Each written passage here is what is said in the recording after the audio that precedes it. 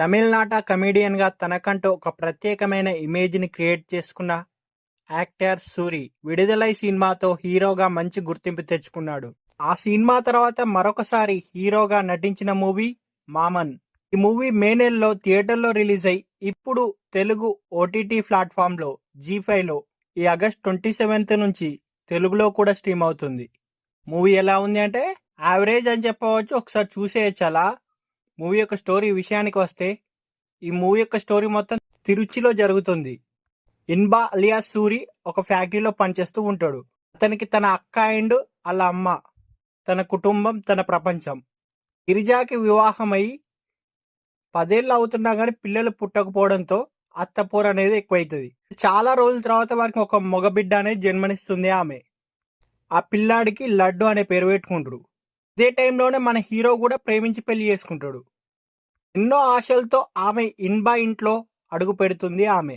అయితే ఎంతలా అంటే తాను ప్రేమించి పెళ్లి చేసుకున్న అమ్మాయి రేఖ కంటే లడ్డు మీదే మమకారం ఎక్కువ పెంచుకుంటాడు ఇన్బా. అయితే ఇన్బా అదే సమయంలో ఇన్బా తండ్రి అవుతాడు.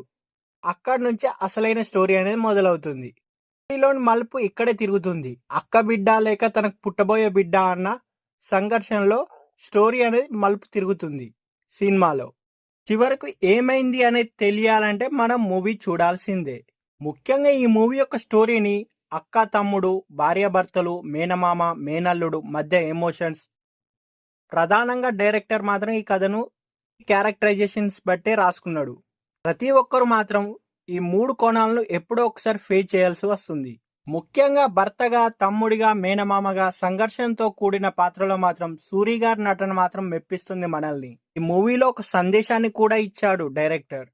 పెళ్లికి ముందు ఒక వ్యక్తిలో ఏ అంశాలైతే మనకు నచ్చుతాయో పెళ్లి తర్వాత అవే అంశాలు అసహనాన్ని కలిగిస్తాయి.